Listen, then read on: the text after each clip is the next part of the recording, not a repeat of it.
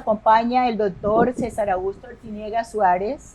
Es ingeniero ambiental y sanitario de la Universidad del Magdalena, es magíster en ciencias ambientales de la Universidad del Atlántico y tiene gran capacidad para diagnósticos de prevenir y promover alternativas en la solución de problemas ambientales y de saneamiento básico, utilizando ciertas herramientas que nos las irá contando con este paso. Bienvenido. Muchas gracias, Lidia, por la invitación. Aquí nos encontramos con unas cantidades de inquietudes sobre lo que es esa contaminación del aire, sobre lo que es esa contaminación del ruido y de los olores. Vamos a dar paso a una inquietud que siempre nos llega muy profundamente, y es esa contaminación atmosférica aquí en Cartagena. ¿Tiene alguna perspectiva? ¿Tú puedes hablarnos algo de eso? ¿Qué sucede con esa contaminación? Claro que sí. Para el caso de la ciudad de Cartagena, recordemos que todo obedece a un contexto. Nosotros somos una ciudad costera o estamos ubicados en una ciudad costera, y en esta ciudad costera tenemos unas fuentes naturales que son importantes. Además tenemos unas fuentes artificiales. Podemos encontrar, por ejemplo, la Ciénaga de la Virgen, podemos encontrar todo el litoral costero, toda la franja de línea de playas que tenemos en la ciudad, y hacen parte de las fuentes naturales que conocemos comúnmente en la calle como salitre, ¿cierto? Sí. Si usted habita de pronto en algunos barrios, Boca Grande, en Castillo, en el Laguito, Marbella, usted se va a dar cuenta que estos habitantes están expuestos a unas condiciones naturales que no están asociadas con actividades del hombre. Eso quiere decir que desde el mar pueden recibir gran parte de la contaminación atmosférica que tienen en su día a día. Eso técnicamente lo llamamos como aerosol marino, ¿sí? Lo que nosotros llamamos como salitre, y que es agresivo a veces o en muchas ocasiones con los materiales. Usted va a encontrar, por ejemplo, que estas personas pueden o deberían hacer mantenimiento de manera más frecuente que otros habitantes en Cartagena que estén ubicados en lugares más cercanos a Turbaco, por poner algún ejemplo. Usted se va a dar cuenta que las fachadas de los edificios, los elementos metálicos, la ventanería, sufre un deterioro prematuro comparado con el caso de habitantes y sus infraestructuras que estén más hacia sectores del Amparo, San Pedro, Ternera, Socorro y demás. Entonces, nosotros, como le estaba comentando, podemos contar con diferentes tipos de fuentes de contaminación, unas naturales, unas artificiales. Tenemos diferentes actividades que hacen aportes importantes de contaminantes atmosféricos. Entre esos podemos encontrar el tránsito vehicular de toda la ciudad, que está distribuido en toda la malla vehicular.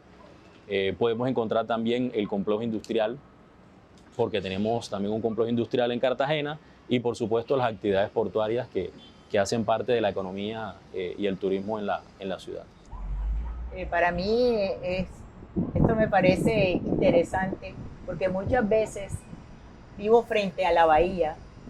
Por la mañana hay una capa siempre en el piso que es unas grasas. No sé si se deba precisamente, si esa es la contaminación de ese salitre o qué, o cuando la batería de los carros que viene esa sulfatada. Eso, explícame un poquito más de eso, que es increíble entenderlo de mejor forma. ¿Cómo así que el mar también ayuda con todo a esa contaminación del aire? Sí, hablemos un poquito de dos grupos grandes de contaminantes en el aire. Podemos encontrar partículas y podemos encontrar gases. Estas partículas tienen diferentes tamaños. Es como si yo tomara en la casa, ¿cierto?, una porción de tierra, y con un colador comienzo a clasificar los tamaños de los granitos de arena. En el aire también podemos clasificar esos tamaños que técnicamente lo llamamos fracciones respirables. Normalmente al cuerpo humano ingresan tamaños menores a 50 micrómetros. Se van quedando depositados en unas barreras naturales que tenemos, que es la vellosidad nasal, y tenemos también una mucosidad en la bucofaringe.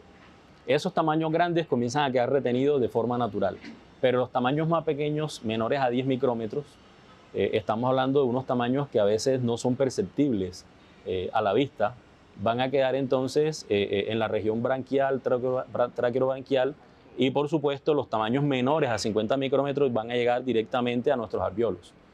Esos depósitos de material que van llegando a sus alvéolos interfieren con la capacidad de transferencia de oxígeno que tiene el aire con el sistema circulatorio. Por supuesto, a partir de eso usted va a tener eventos epidemiológicos posiblemente en su población, y usted encuentra a la población, no es que esa gripa está dando, pero desconocen de pronto que esa persona o que ese habitante estuvo expuesto a un evento de contaminantes atmosféricos y que se refleja en la salud de la persona. Entonces, con relación a la salud, y ahí esa pregunta la tengo pendiente, ¿cómo es la salud en Cartagena en relación con ese aire y su contaminación, con lo que acabas de explicarnos? Ok, realmente no hay una correlación de documentos que podamos afirmar, pero son temas que están pendientes por desarrollar por parte de la academia, por supuesto, en compañía de las autoridades de salud y en compañía de las autoridades ambientales, donde nosotros podamos unificar a partir de las diferentes fuentes de contaminación que tengamos en Cartagena, cuáles son esos episodios y esos reportes que se estén registrando en los centros de salud por enfermedades respiratorias. Quiero aclarar que no solamente los efectos en la salud de las personas y la exposición de la calidad del aire está relacionado con enfermedades respiratorias, también está relacionado con enfermedades cardiovasculares.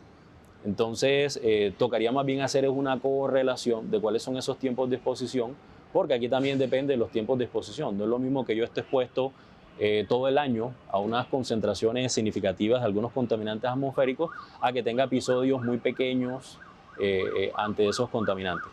Entonces, realmente no existen unos registros claros, pero son ejercicios que se podrían desarrollar. A propósito de esa contaminación, está zonificada aquí en Cartagena. Hay partes en donde se nota más. ¿Qué podrías explicarme de eso? Perfecto. Sí, en Cartagena tenemos desde el año 2014 un sistema de vigilancia de calidad del aire. Eso en términos muy comunes serían equipos ubicados en diferentes lugares de Cartagena donde se mide la calidad del aire. Principalmente esos equipos monitorean partículas de diferentes tamaños y monitorean ozono. Ozono es un gas que está presente en el aire. Entonces usted dirá, bueno, ¿y por qué monitorean ozono? Sí, pero el ozono troposférico, que es el que monitoreamos aquí, es nocivo también para la salud. El ozono que es bueno es el ozono que está, por supuesto, que hace parte de la capa de ozono y que está mucho más arriba. Pero para el caso específico, la calidad del aire usted no la podría calificar como homogénea, como la misma calidad del aire en toda la ciudad. Existe una metodología que está definida por el Ministerio de Ambiente, que son los índices de calidad del aire, y esos índices de calidad del aire usted le dan como unos semáforos, si está bien, si está mal, y asocia un color a esos semáforos. Esos semáforos, según los ejercicios que ha realizado o que se han realizado en Cartagena, encontramos que nosotros tenemos desde nuestra concentración de fondo, que serían los aportes naturales. Significa que si nosotros quitamos a Cartagena por estar ubicado en esta posición geográfica, nosotros tenemos unos valores importantes de esas concentraciones y que principalmente vienen del mar, como se lo había dicho antes. Entonces, la estación Bocana, que está ubicada en las instalaciones por supuesto, Bocana, que recibe el mismo nombre, nos va a comenzar a reportar o nos está reportando una calidad del aire que es moderada. Esa es la segunda calificación.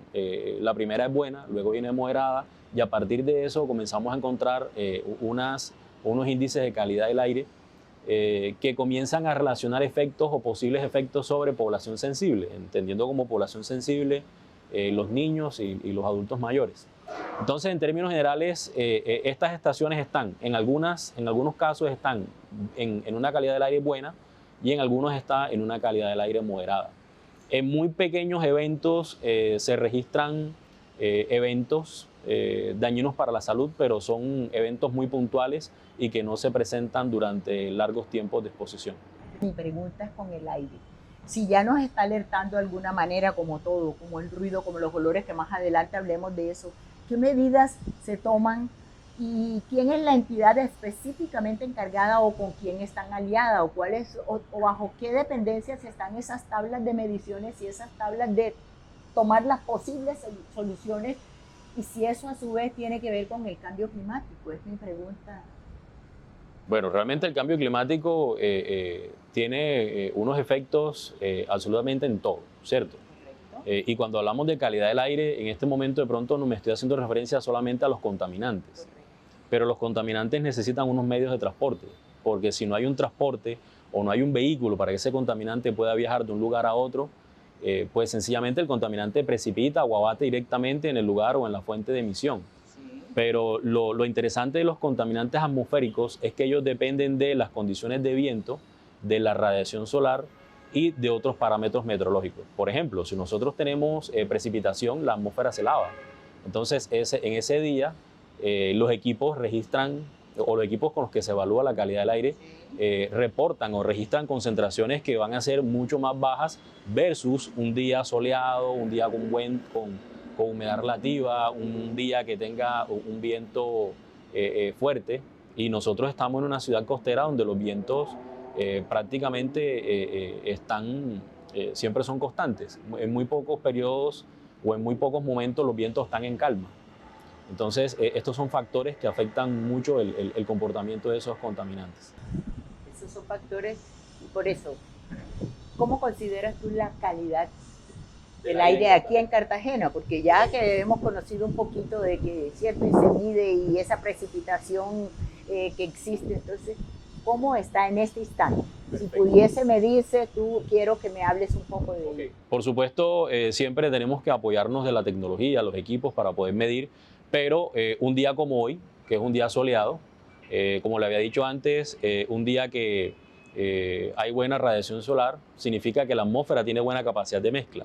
Al tener la atmósfera buena capacidad de mezcla, el contaminante se dispersa muy rápidamente. Eso quiere decir que si nosotros nos comparamos con otras ciudades que no tengan estas condiciones meteorológicas que tenemos en Cartagena, el contaminante va a tener, para decirlo como en términos muy comunes, sí, va a tener mayor tiempo de vida presente en el aire. En Cartagena, por estas condiciones, los contaminantes son emitidos y se dispersan muy rápidamente. Ese es uno de los motivos por los cuales Cartagena es una ciudad industrial, porque las emisiones que se puedan generar en Cartagena van a ser descargadas a unas condiciones ambientales que favorecen la capacidad de mezcla, a unas condiciones que si yo traslado esa misma actividad a otra, no quiero hablar de otra ciudad, pero a una ciudad que tenga un clima frío, una estabilidad atmosférica un poco más tranquila, seguramente se van a generar unas condiciones de presencia, de persistencia de ese contaminante y por supuesto, al tener esa persistencia de ese contaminante, la población va a estar expuesta a ello. Correcto, entonces en el evento, ya de que las mediciones en este momento tengan una alerta muy grandísima, ¿cuáles son las medidas a seguir sobre ese aspecto? Bueno, los protocolos ya están definidos por parte del Ministerio. Esas medidas dependen de los niveles de emergencia si se llegan a presentar. Normalmente siempre lo que se hace es que se restringe la exposición al aire ambiente de las poblaciones sensibles, porque en el tema de aire es muy complejo. Tú en el agua puedes definir qué agua vas a tomar o con qué agua te vas a bañar si de pronto vas a ingresar a un cuerpo de agua y quieres disfrutar de ese recurso hídrico. O en el caso de los residuos sólidos, si tú ves presencia de residuos sólidos, hay olores ofensivos, tú te retiras, tú te alejas. Sí. Pero en este momento usted no puede decidir si quiero respirar este aire o no lo quiero respirar. Este es el aire que tenemos y es el aire con el que vivimos. Sí. Entonces, en esos casos, si la contaminación ambiental y específicamente la calidad del aire presenta unos niveles de emergencia, normalmente lo que se hace en otras ciudades y en otras partes del mundo es restringir el tránsito vehicular. Es una de las medidas como ciudad, restringir el tema de la producción industrial. Entonces, en común acuerdo con el sector, con el gremio industrial, se definen unas estrategias porque son los industriales quienes conocen específicamente sus procesos y ellos pueden decir dentro de esos comités ambientales cómo pueden tributar a ese tipo de soluciones, pero como le digo, en Cartagena es muy raro, es muy extraño que lleguemos a ese punto, dadas las condiciones meteorológicas que tenemos. O sea que en parte estamos favorecidos de alguna manera. Eso me alegra. Bueno, pasamos a otro tema que todo va ligado, porque cuando hablamos de contaminación, quiero un poco eso del ruido, estruendo, sonido. ¿Cómo puedo yo saber qué es eso o cómo me defines qué es el ruido? Okay. Pues entendamos el ruido como un efecto de todas las actividades. Nosotros cuando hablamos liberamos energía, se interpreta como sonido. Cuando ya le damos es la connotación de ruido es porque genera una sensación molesta, ¿sí? Una sensación molesta. Y existe una escala. Esa escala se evalúa en decibeles y esa escala es revisada por las autoridades ambientales. Estoy hablando de ruido ambiental, porque también hay un ruido ocupacional que se mira en los puestos de trabajo. En este momento me voy a referir al ruido ambiente, al ruido que tenemos en la ciudad, al ruido que nosotros tenemos cuando escuchamos la sirena de una ambulancia, cuando tenemos una construcción vecina, al exhausto del vehículo, a una fiesta, a los niños en clase, a una fiesta, a unos aplausos en un auditorio. A ese es el ruido al que me estoy refiriendo. Nosotros en Cartagena tenemos un registro de unos mapas de ruido. En ese momento se realizaron o se evaluaron por cada localidad. Recordemos que tenemos 3 localidades. Sí. En cada localidad inicialmente se hizo un inventario de fuentes de ruido y se analizaron las fuentes móviles, por supuesto las vías, y las fuentes fijas, los estancos, las discotecas, los bares y demás. Y de ese análisis encontramos que de las 3 localidades, la localidad que presenta los principales problemas de ruido es la localidad número 1. Recordemos que en la localidad número 1 tenemos algunas actividades económicas, sin hablar de ellas, que son importantes y que están relacionadas con actividades nocturnas, por supuesto, porque el ruido no se evalúa de la misma manera en el día o en la noche. En la noche las escalas son un poco más restrictivas, o los niveles permisivos son un poco más restrictivos, porque en la noche se debe tener una condición de descanso. Pero en la localidad 2 pasa algo muy curioso. De lunes a sábado a mediodía, usted encuentra que mientras las personas están laborando, el ruido es muy tranquilo, o los niveles de ruido son muy tranquilos. Pero cuando usted evalúa esos niveles de ruido en la localidad 2, recordemos que estamos hablando de una franja bastante amplia cerca de la Ciénaga de la Virgen, o que bordea la Ciénaga de la Virgen, los fines de semana los niveles son importantes. Y superamos de manera significativa las presiones sonoras y los niveles en decibeles que se pueden percibir a través de un equipo que se llama sonómetro. Para eso se utiliza ese instrumento. Sí, pero por ejemplo, en la localidad 1, que está el centro, que está Crespo, que está toda esta zona de Boca Grande, por supuesto que la noche es para descansar, ¿cierto? Por supuesto. Entonces ahí vienen estas discotecas, ahí vienen todos los sitios, todos estos lugares. ¿Qué pasa cuando el silencio es así y mucha gente también que no respeta al vecino? Porque es que aquí la urbanidad de Carreño la olvidamos hace muchísimo y cada cual quiere hacer lo que quiere. Entonces mi pregunta es, ¿qué hacer ante ese ruido del que estamos hablando? Porque muchas veces, cuando los noticieros le han dado y de todo, inclusive en Bogotá, un vecino mandó a bajar a otro el equipo de sonido y no quiso, salió y lo ha matado, le disparó y de ahí vienen las riñas más grandes. Entonces, ¿cómo podemos hacer para nivelar y hacer entender? O no sé si es que es cultural o qué pasa. Cuénteme un poco de eso aquí en Cartagena. Bueno, las soluciones tienen escalas. El Código Nacional de Policía habilita a la policía para que atienda las quejas que están relacionadas con ruido. Esa es una escala. Tenemos otra escala que está asociada con espectáculos, los espectáculos públicos. El decreto 948 del 95 faculta o habilita, por ejemplo, que todo aquel que tenga un espectáculo, un concierto, sí, tenga un evento masivo, deba solicitar un espacio para poder generar ruido. Y eso lo establece el marco legal. Pero debe tener un horario, una fecha y debe tener unos límites, sí, por decirlo de alguna manera. Al mismo tiempo está la resolución C27 de 2006, que es la norma nacional de ruido, pero esa norma nacional de ruido, más que hacer cumplir la norma nacional de ruido, la estrategia definitiva, o que se debería estar orientada a una solución un poco más sostenible, está orientada con el desarrollo de la ciudad. Entonces aquí es fundamental que el POT se integre a unas estrategias que estén relacionadas con el control del ruido.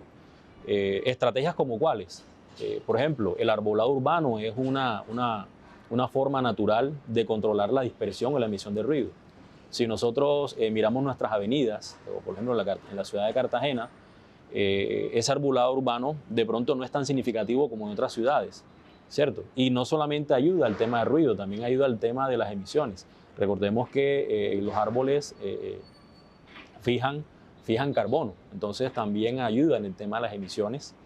Y por supuesto, cuando se da una licencia para ubicar un centro comercial, ¿cierto? Las entradas, las salidas del centro comercial, cómo es el acceso al tránsito vehicular.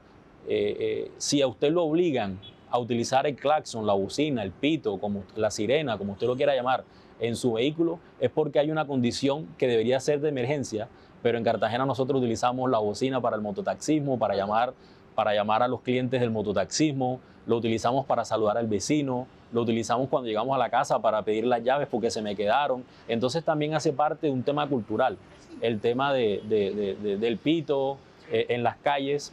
Y por supuesto va relacionado también con el tema de cultura ciudadana. Si nuestros ciudadanos no cruzan por las cebras, automáticamente los vehículos utilizan el pito.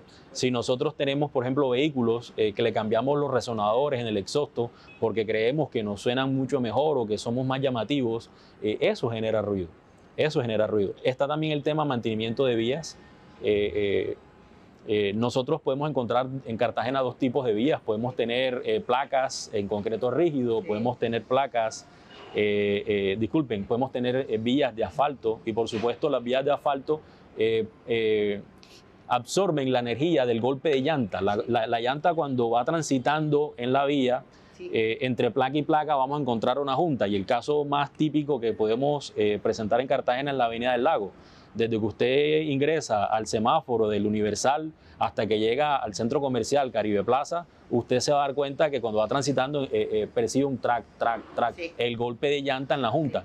Y eso es para un vehículo. Ahora sume la cantidad de vehículos que tienen el mismo ejercicio y que están generando ruido. Entonces el tema mantenimiento de vías, el tema de cultura ciudadana, la planeación del territorio, si tengo parqueaderos, si no tengo parqueaderos, en los lugares donde realizo los espectáculos. Entonces fíjense que las estrategias no es una estrategia, es un conjunto de estrategias y que realmente deben ir encaminadas a una solución de ciudad. A una solución de ciudad. Mi pregunta va realmente si es que nosotros estamos invadidos por el ruido. Yo creo que sí, porque es un contexto. Vámonos a cualquier sitio y para que veas tú que entonces grita el que vende limón, el que vende la patilla y la manzana en un segundo, y entonces está el pregonero y hay una cosa que uno dice, no entiendo qué es lo que está pasando. Entonces tiene eso que ver. Sí, el tema cultural influye mucho en la conducta. Recordemos que los impactos relacionados con el hombre dependen mucho de la conducta del hombre. Quiero de pronto salirme un poquito del tema, pero si hablamos, por ejemplo, de residuos sólidos, mis hábitos de consumo están muy relacionados con lo que yo desecho en mis residuos sólidos. Si yo tengo, por ejemplo, yo consumo 1 litro de gaseosa, yo compro en la tienda un recipiente de 1 litro en un estrato social versus un estrato social que consume el mismo litro pero en diferentes recipientes porque quiere 5 laticas, quiere 6 laticas. Correcto. Estoy generando mucho más residuos que ese que tiene el envase, el empaque reciclable de vidrio, que hace la entrega nuevamente del recipiente y que le entregan uno nuevo. Entonces lo mismo pasa con el tema de ruido. Lo mismo sucede con el tema de ruido. El ruido en términos generales lo que hace en una población es disminuir la calidad de vida. Eso es lo que hace realmente el ruido en una población. Y no lo digo yo, lo dice la Organización Mundial de la Salud. Cuando usted revisa artículos, revisa estudios que están relacionados con el ruido, usted puede encontrar impactos como disminución del rendimiento laboral. Una persona que no duerme bien no puede laborar de manera correcta. Un niño que asista a la escuela y que no pudo descansar el tiempo que debe descansar por el tema de ruido, por supuesto su rendimiento escolar va a disminuir. El caso de las madres que están en su época de gestación, no es que el niño esté contento porque está escuchando desde la barriguita de la mamá, está escuchando música, no, es que él está perturbado por el tema de ruido. Incluso en el tema laboral, todos los docentes tenemos un tono alto, ¿cierto? Tenemos un tono alto. Y es un tono involuntario porque estamos expuestos en nuestro lugar laboral a altos decibeles, ¿cierto? Los niños que hablan, el carro que pasa por la calle, eso obliga, para mantener la atención del auditorio, obliga a subir el tono de voz. Entonces llegamos a la casa con el mismo tono de voz ¿cierto? Y no es un acto voluntario. Por eso es importante estos temas que hemos trabajado y le vamos a adicionar como una cadena uno atrás de otro, el de los olores. Cuéntanos un poco cómo se miden los olores, cómo está esta problemática en Cartagena y quién mide eso o quién es el que toma precisamente esa normativa sobre esos olores, que es muy preocupante, que también tiene que ver con la salubridad. Sí, claro. Bueno, quiero aclarar aquí varias cositas. Los olores no son buenos ni son malos. Okay. Siempre escuchamos en el día a día, hay un mal olor. No, realmente el término correcto no es un mal olor, es un olor ofensivo o un olor que no sea ofensivo. Entonces entendemos como olores ofensivos aquel que tú generas un rechazo, ¿cierto? Usted se acerca a un depósito de residuos sólidos o de basuras y usted automáticamente asócialo. Usted llega y genera un rechazo, ¿cierto? Tenemos olores ofensivos. Para el caso, ¿por qué se generan los olores ofensivos? ¿Cierto? Los olores ofensivos se pueden también generar, al igual que lo primero que estábamos hablando de la contaminación atmosférica, y de hecho depende mucho de eso, está relacionado con la presencia de sustancias en el aire, ¿ok? Si no hay sustancias en el aire que puedan generar olores ofensivos, pues sencillamente los olores van a ser un poco más amigables, ¿cierto? Los olores también dependen mucho del tema organoléptico, del receptor. O sea, depende de usted, depende de mí, depende del ciudadano de a pie. Y no todos tenemos el mismo umbral de percepción. Lo que para usted puede ser agradable, un perfume, una fragancia, para otra persona no lo puede ser. Incluso usted puede llegar a algún espacio y usted le dice a la persona donde está llegando, mira, ¿por qué no? Cuidado con el perro. Y usted no ha visto el perro, pero usted asocia la fragancia, el olor del perro con algo. Lo mismo cuando usted llega a su casa y encuentra de pronto un animal muerto y usted dice, mire, busquemos el animal muerto. Entonces, ¿cuál es su instinto? Respirar, ¿cierto? Y comenzar a identificar la ubicación de esa fuente que genera olor. ¿A dónde quiero ir? Quiero ir a que ese umbral de percepción depende mucho de las dietas. Si usted es una persona que consume alimentos ricos en sal, ricos en vinagres, en picantes, si de pronto usted es una persona que consume bebidas alcohólicas frecuentemente, tabaco y demás, el umbral de percepción se va a restringir. Y por eso, esa es la explicación más fácil para poder entender por qué usted puede percibir algunos olores que otras personas no pueden percibir. Pero me voy un poco más al tema de que usted me está preguntando del caño Juan Angola. Y es que los olores en Cartagena normalmente están relacionados con la presencia de materia orgánica. La materia orgánica, cuando está en el proceso de maduración, de estabilización, que así lo llamamos técnicamente, o descomposición, como le llaman algunos, comienza en ausencia de oxígeno, comienza a generar olores. Entonces, normalmente esa descomposición de esa materia orgánica, que lo encontramos mucho en algunos puntos de la Ciénaga de la Virgen, algunos caños y canales, porque no tenemos una hidráulica que ayude a oxigenar en algunos puntos el oxígeno presente en esa agua, puede presentar olores ofensivos. Entonces, fíjese que al final los olores ofensivos son ¿producto de qué? De una condición en nuestros caños y canales de pronto que no es correcta, donde no hay una adecuada oxigenación, donde no hay un flujo o no hay un recambio de esos volúmenes de agua, o que esté asociado también por la disposición de algunos elementos como residuos sólidos, aguas residuales en nuestros caños y canales. Entonces, todo este conjunto va a comenzar a generar molestias que al final, como le dije en el caso de ruido, disminuye nuestra calidad de vida. Y eso me ha hecho aclarar y recordar algo de mí, que yo no puedo con el olor a pescado, porque no me gusta en ninguna de sus condiciones. Entonces, cuando los tacos sirvan, yo siento una cosa que no sé qué es lo que siento, y es algo que se viene y digo yo, imposible. Y hay gente que es algo maravilloso, esto huele. Entonces esa parte, a eso con la descomposición orgánica me queda muy clara y es importante. Entonces vamos cerrando esta parte muy linda que de verdad me ha gustado, porque de una manera muy sencilla he comprendido y nos hace comprender y nos hace quizás preguntarnos otras cosas que cada uno ya lo hará desde su perspectiva o sitio, que ha sido una cuestión que es el aire, una cuestión que es el ruido y algo que son los olores. Que el ser humano, definitivamente nosotros somos sensoriales y aquí estamos hablando de los sentidos, de nuestros sentidos. Entonces, para cerrar, dime, ¿cómo ves tú a Cartagena en estos tres aspectos así ligados? 1, 2, 3. En esto está por mejorar, en esto, y así damos, y de verdad, gracias, que ha sido maravillosa Claro que sí. el aporte. Pues Cartagena tiene unos retos bastante interesantes en el tema ambiental, y si hablamos específicamente en el tema atmosférico, lo primero que yo recomendaría sería aumentar la capacidad de monitoreo, porque si nosotros no monitoreamos, no tenemos lecturas de toda la jurisdicción de Cartagena y su área de influencia, no podemos tomar decisiones. Entonces, esto es como cuando tú vas donde el médico. El médico lo primero que te hace es, ve con estos exámenes y cuando vengas con los exámenes yo te digo cuál es tu tratamiento. Entonces, todo tratamiento obedece un diagnóstico. En nuestro caso, yo recomendaría en aire, ruido, olores, que tengamos unos diagnósticos un poco más actualizados para poder establecer las estrategias. Cartagena es una ciudad muy dinámica.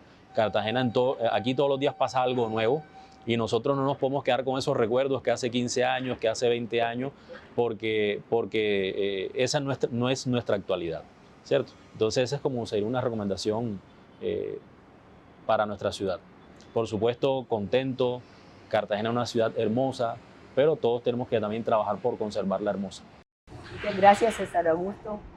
Ha sido enriquecedor para nosotros este espacio y para todas las personas que nos ven a través de nuestra web en el observatorio, porque este es un espacio para que todos saquemos provecho de él. Muchísimas gracias y los invitamos a la próxima tertulia económica. Muchas gracias.